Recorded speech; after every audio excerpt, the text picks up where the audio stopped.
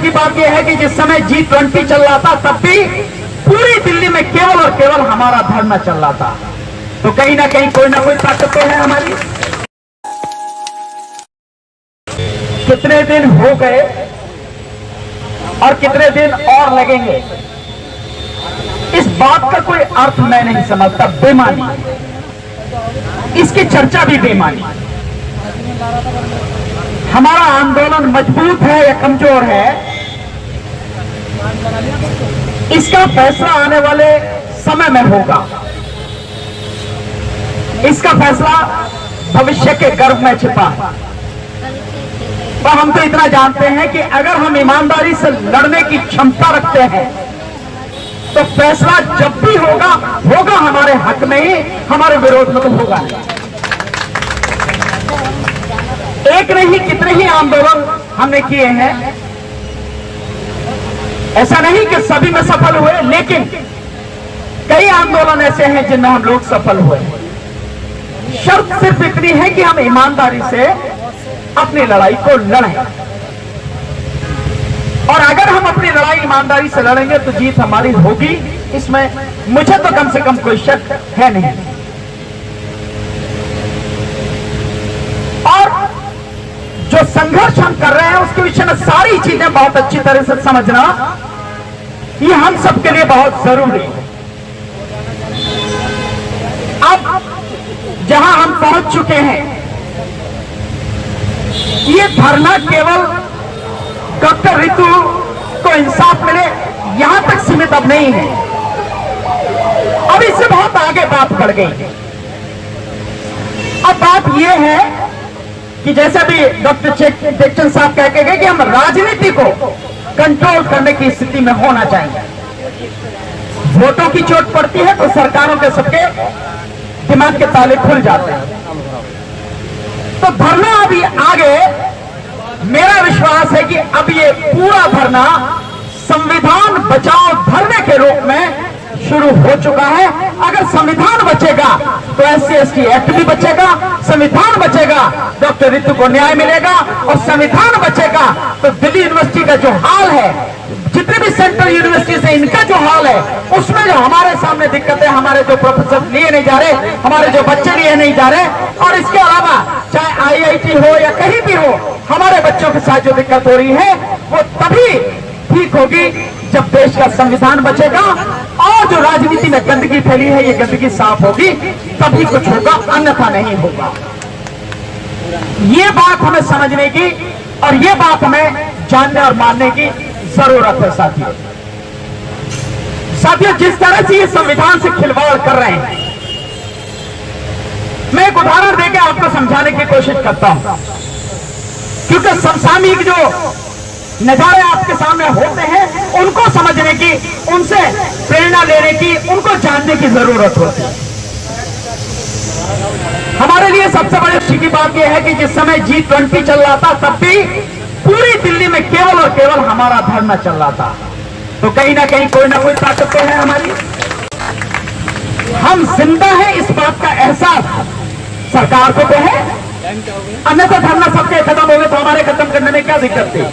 यहां तो इतनी बड़ी संख्या भी कई बार नहीं होती, बावजूद उसके धरना हमारा लगातार चल रहा है।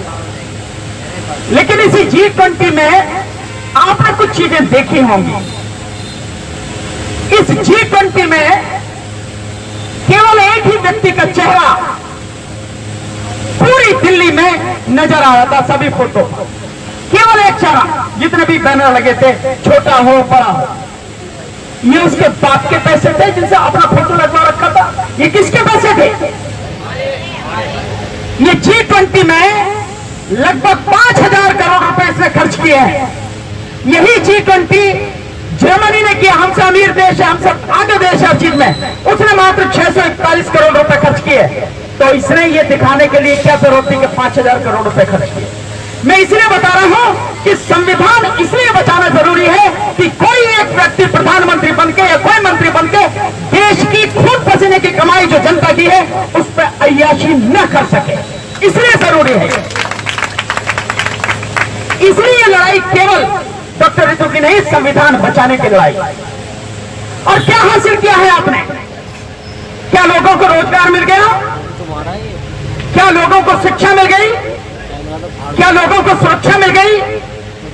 किसानों को कुछ मिल गया, मजदूरों को कुछ मिल गया, किसी को कुछ नहीं मिला।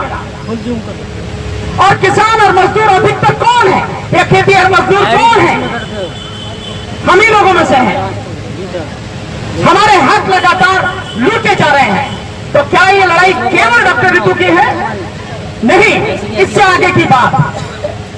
इसी यूनिवर्सिटी में कम से कम अगर SC, ST और OBC की लगा ली जाए तो प्रोफेसर की जगह कम से कम 6 से 8 हजार के लगभग वो जगह खाली पड़ी है। क्या ये लड़ाई उसकी नहीं है?